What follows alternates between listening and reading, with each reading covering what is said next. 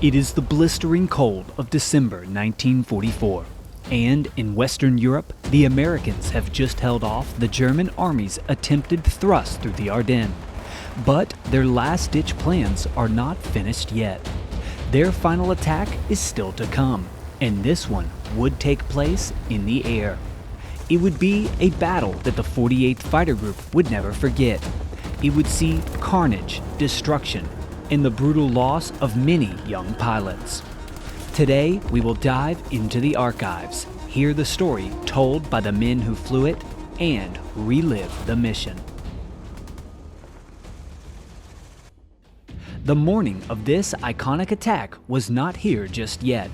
For the time being, the Grim Reapers of the 48th Fighter Group are still trying to recover from the chaos of their recent attack on Bastogne. On January 1st, the weather had cleared and Bastogne had been relieved by Patton's group, and the Germans had been pushed back. I can remember on New Year's Eve, we still didn't know what was still going to happen. We knew that the Germans had been pushed back. We knew that the Americans hadn't surrendered, but we didn't know anything much more than that.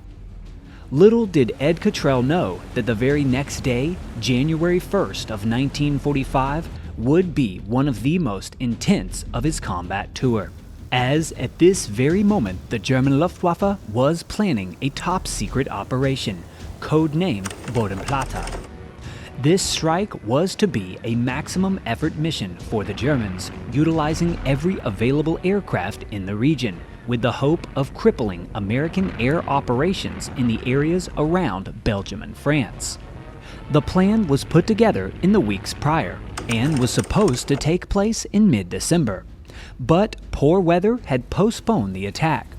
Now a new date was selected, New Year's Day.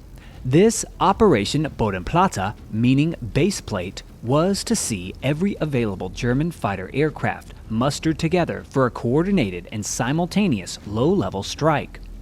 Their specific targets were a number of American and British airfields in Belgium, the Netherlands, and France, where Luftwaffe pilots were assigned to destroy airstrips, aircraft, and hangars to disrupt the overpowering air supremacy currently held by the Allies and hopefully give the German forces on the ground a fighting chance. And this plan might have been feasible had it not been for the vicious circle that was currently plaguing the Luftwaffe. As the German Air Force had begun losing pilots on the front lines at a faster rate in the past 4 years, more pilots were then needed to replace them. This in turn put pressure on the training centers to get combat-ready pilots out faster, resulting in less flying hours and undertrained pilots. These pilots would inevitably then arrive at the front only to be killed at a faster rate due to less training, which then intensified the pressure for more pilots at an even faster rate. Thus, by this time in late 1944, many of the new German pilots that had recently arrived with the fighter groups had only a few hours of flying time and were, by any standards, totally unqualified for combat, especially for a high-risk and difficult assignment like that of low-level attack. But nonetheless, Operation Bodenplatte was given the green light, and at the airfield at St. Trond, Belgium, Lieutenant Ed Cottrell and the rest of the men went to sleep on New Year's Eve peacefully, no doubt celebrating the start of 1945. But just a few miles away, the German pilots, on the other hand, were not celebrating. Instead, they were told to abstain from alcohol and rest up for a mission. As the information was eventually dispersed to the pilots, it quickly became obvious that this was not going to be a normal mission. Oberleutnant Lothar Wolf of JG4 remembers this briefing well in an interview that he gave with historian Erich Mombeek many years after the war. On the evening of the 31st of December, the staff captain and the other pilots were called together to attend the briefing for the next morning's mission. The whole operation was very important, and they tried to boost our morale. It was said that it was very important to start at dawn to surprise the enemy, and that the success of this operation was very important for the future. They had reckoned we could destroy 800 to 1,000 aircraft. We even had to dress well, complete uniform, as if one was taken as a prisoner. It would make a good impression. That night, the pilots of JG4 and many other Luftwaffe groups went to bed, expecting a memorable and crucial day ahead of them the next morning. Unfortunately, it would be memorable for all the wrong reasons. At approximately 8:20 a.m., Lothar Wolff's entire unit awoke and dressed their best before climbing into their planes. While back on St. Trond, Ed Cottrell and the 48th Fighter Group were also just awaking. But Ed, on the other hand, did not have big expectations for the day. While his squadron was assigned to a mission, Ed was not on the list to fly it. I was awakened on January 1st and told I was on runway alert. Runway alert is 4 airplanes at the edge of the end of the runway, motors running, and if radar picks up any planes in the area, you take off and you're to go out after them. But while he was not assigned to fly, his good friend and roommate, Lieutenant Ted Smith, was. As Ted Smith and the rest of the Reapers were leaving the runway, Oberleutnant Lothar Wolff was also just taking off. Their entire unit had taken to the air and was now following their guide plane, a Junkers Ju-88, which was assigned to show them the path to the target at low altitude to avoid detection. These unusual details were due in part to the high levels of secrecy that the Germans had kept around this mission, refusing to tell many of the pilots where or when they would attack, as to not give away the plan to the enemy. They would soon find out, however, that they had greater problems to worry about. Overlooked in the planning of this mission was an efficient route to the target. In a poorly planned flight path, the German pilots found themselves often flying directly over their own anti-aircraft positions, which in many cases on January 1st fired upon their own planes, with almost 1/4 of German units taking friendly fire far before they even made it to their own targets. Luckily, JG4 would avoid this fate. Shortly after forming up, they were joined by 2 friendly Focke-Wulf 190s who had lost their way from another squadron. And then, a little while later, rather than friendly artillery, they would pass over American anti-aircraft guns on the way to their target. Over the Ardennes, where the valleys are very short and where a Ju-88 cannot fly very low, we were welcomed by concentrated AA fire. I could see our leading Ju-88 was being hit and how it turned back immediately. Luckily, he was able to reach our home base again. I took my Staffel up away from the deadly AA fire and flew through a cloud layer at 800 meters. Now, Wolff and JG4 were on their own. Interestingly, their target for the Bodenplatte mission was the American airfield at Le Clos. But between the complications for the day and the loss of their lead plane, this unit of JG4 would end up slightly off course. At around 9:30 a.m., the 109s and 190s spotted what they believed to be Le Clos, but what was in reality St. Trond, which looked very similar and was just a few miles away. This was the home of the 48th and 404th Fighter Groups. And at this very moment, sitting on the runway, was none other than Lieutenant Ed Cottrell, in his P-47, awaiting orders. The 493rd Squadron Report gives a very detailed description of what happened next. January the 1st, 1945, started the new year out with a bang. A lovely bundle from Berlin in the form of 190s and 109s made a beautiful strafing attack of our humble airfield. Near 9:30 hours of the day, we were peacefully minding our own business and about to see the squadron take off for a mission when a squadron of so-called Spitfires suddenly appeared on the deck and started strafing us. And needless to say, these Spits proved to be 109s and 190s, hell-bent on eliminating us. Never had a foxhole seem more easy, inviting, and crowded than those in the squadron area 8 seconds after the first shot. So we're sitting and FW-190s come in a treetop over our airfield. After the first pass, we were out of the cockpit because we couldn't take off, or they would have got us before we could ever get off the ground. And we were in a ditch at the end of the runway. Captain Lloyd White, another one of the Grim Reaper pilots on the runway, was also sitting in his cockpit. One of his crew members who was prepping the plane at this moment described in detail what he remembered as well.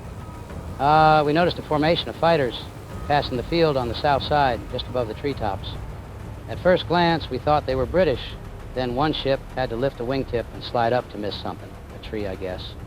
Then I recognized it as a Messerschmitt 109. Captain White saw it at about the same time. He came out of the cockpit like he had been ejected. We ran for cover, away from the aircraft and fused bombs, 3,200 rounds of ammo and a fuel load, and made it by the time the fighters circled and made their first attack from the west. They attacked in formation and first hit some crippled bombers that were parked along the main runway. Then they dispersed and seemed to come from all directions. In the first pass, the airfield at St. Trond quickly became chaos. Here, from the book Bodenplatte, the Luftwaffe's Last Hope, which I highly recommend, we can see a few images of this actual attack on St. Trond airfield. These are the real images from the attack by JG4 in the opening minutes. And somewhere down there, taking cover, is Lieutenant Ed Cottrell. Very quickly, the American gunners began to respond with deadly results. Many of the witnesses to this attack reported that many of the German pilots failed to drop their tanks, or flew too slow and too high, or that their aim was very poor. This was all clear evidence of their poor training. Because of this, a number of German aircraft were shot down in a very short amount of time. One of the most notable would be a Focke-Wulf 190 piloted by Obergefreiter Hans Peschel. Apparently, after a strafing attack, he took a direct hit from anti-aircraft fire, and his plane was quickly engulfed in flames. One of Ed Cottrell's friendly pilots saw this firsthand. The following is the account of Lieutenant Warren Sorensen. I remember an FW-190 coming over, strafing with a belly tank still on, and a 50 got him in the tank, which caught fire. He did the most beautiful pull-up, half roll, and drop out one could do, and came floating down. Peschel would land in a field nearby. Here, the young German pilot sat quietly before being approached and apprehended by a few American soldiers. A mechanic from St. Trond that day, John Klopik, also watched as the young man was apprehended. I watched the pilot come down, and he lands. He sits right down, reaches into his pocket, pulls out a pipe and lights it up. He's just sitting there while about 12 of the guys go up to him. They got him up and walked him down past my plane. But that was not even the most memorable sight of the day. A few minutes later, a Messerschmitt Me 109 came in for a pass and would meet a far worse fate than that of Hans Peschel. As this Messerschmitt strafed St. Trond, he left himself a wide open target, and the consequences of his amateur flying caught up with him. And he kept coming down and coming down and coming down, and he crashed maybe 50 feet from where we were, and the plane exploded and he was thrown out to the side. So we went out, ran out to him, and here's a kid, he couldn't be more than 17 years old. He had a bullet hole in the middle of his forehead. The plane he crashed right in. There was also a Messerschmitt 109 that a multiple 50 got on the east end of our east-west runway. he went in scattering down the runway. When we went down to the field a short time later, we found the pilot lying along the runway, and nothing much left of the plane. One slug had got him right in the forehead, right between the eyes. When the plane exploded and he came out, the first thing we did, we wanted to go and see if he was alive and if he needed help. And we got to him and we knew right away that he was not alive. Turned him over, you could see the bullet hole in the middle of his forehead. And he was a young kid. And I can remember standing there, and a Jeep came up with a first aid from our squadron. He had seen the plane crash and came over, and so they lifted the pilot up and took him, and that's the last I knew of what it was. He was so young and so inexperienced. I mean, they didn't drop their belly tanks. You don't come in and strafe with 75-gallon belly tanks on full of gas. You're asking for suicide. It took me a long time to get over the look on his face. I saw his face, and it was fear. This German pilot was a prime example of everything wrong with Operation Bodenplatte. Young, inexperienced pilots carrying out a difficult and high-risk attack well within the range of skilled American anti-aircraft gunners. In a few minutes, nearly all of the attacking Luftwaffe aircraft would be shot down. Only 2 of the original 16 aircraft sent out from this unit of JG4 would survive the attack. One would be Lieutenant Joseph Kunz, who attempted to return to his own airbase, but eventually had to crash land. This left only Oberleutnant Lothar Wolf. As he finished the attack, he carried on back home, all alone, and eventually making it back to his home airbase of Rhein-Main as the sole surviving aircraft. Flying east at an altitude of 8,000 meters, I had to cross the Rhine at some time. When I had reached it, I followed the Rhine Valley south until I found our airfield. I was the only pilot to return to Rhein-Main. I had to report to Oberstleutnant Gotthard Handrick immediately, and he was shocked to learn that almost no one had returned. He then ordered that we would have to fly the same mission the next day. We thought, what kind of leadership is this? The Commodore of Staff, the Gruppenkommandeur, had to abort. Of the other pilots of JG4, almost no one returned. We had serious doubts about the sense of these operations, which were actually nothing more than making some noise. The desired effect could not be reached by a few strafings. What was the use when you're not able to lay a carpet of bombs to destroy the airfield? Those few destroyed aircraft could be easily replaced. For me, this was not a good beginning of the new year. Lothar Wolf's experience would be similar to that of the rest of the German pilots sent out on January 1st of 1945. Despite the fact that hundreds of American aircraft, including many at St. Trond, were indeed destroyed, the Luftwaffe took massive losses all across the front. 143 pilots were listed as killed or missing, with another 70 captured. And unlike American aircraft, these men were absolutely irreplaceable. Bodenplatte had weakened the Luftwaffe beyond any hope of rebuilding. From here to the end of the war, German air power would be but a shadow of her former self, and the scars of these losses would remain on the countryside for many years to come.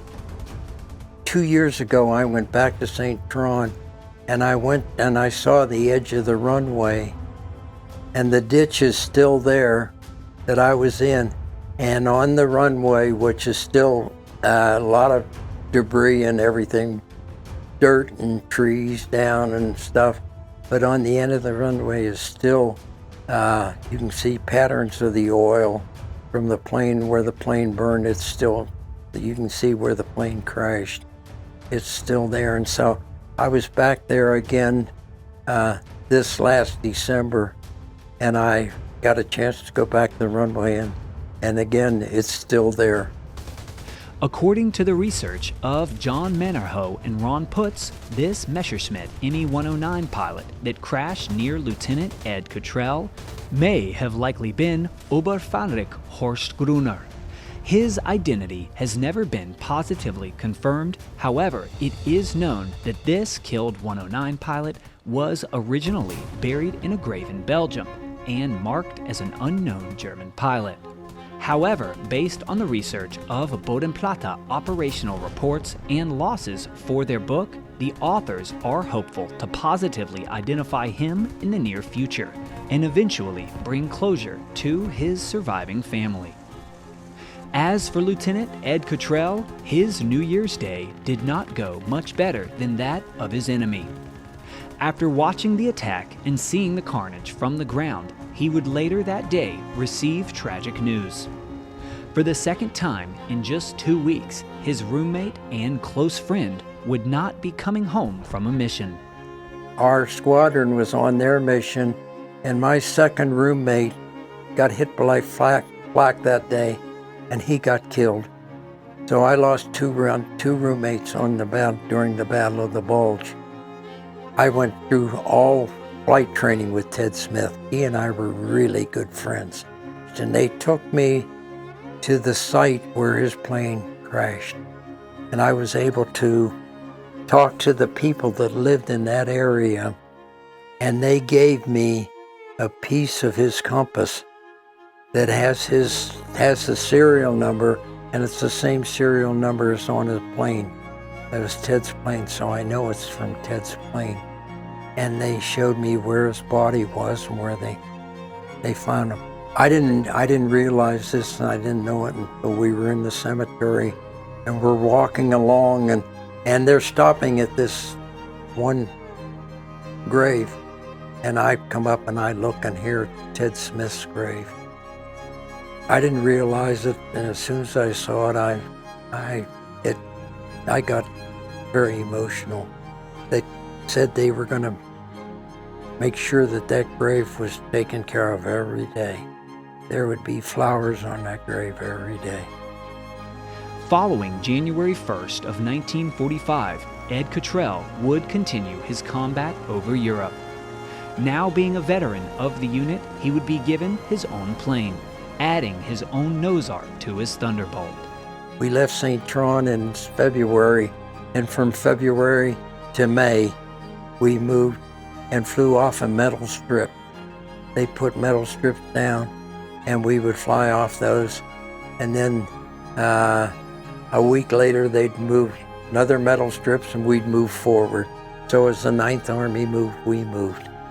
And then in March, I got my own plane, and I called my plane Feet of Heaven.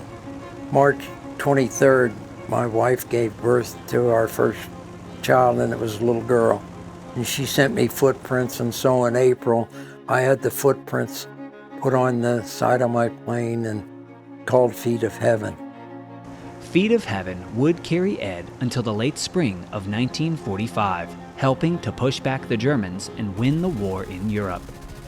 Just before the end of the war, Lieutenant Ed Cottrell would fly his final mission of his tour, a bittersweet ending to a long and storied combat tenure as a Thunderbolt pilot in the United States Army Air Force.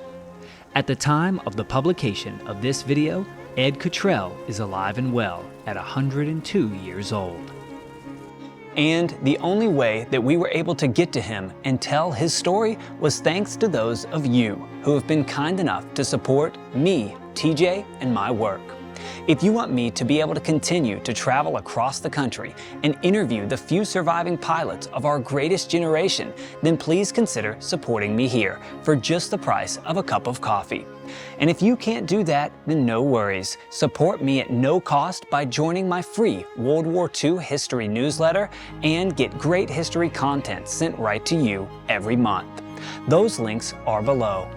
Also, I want to give a big thank you to the Veterans History Museum of the Carolinas who helped to make this interview happen.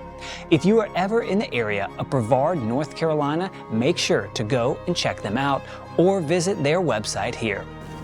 Thanks again for watching, and I'll see you next time.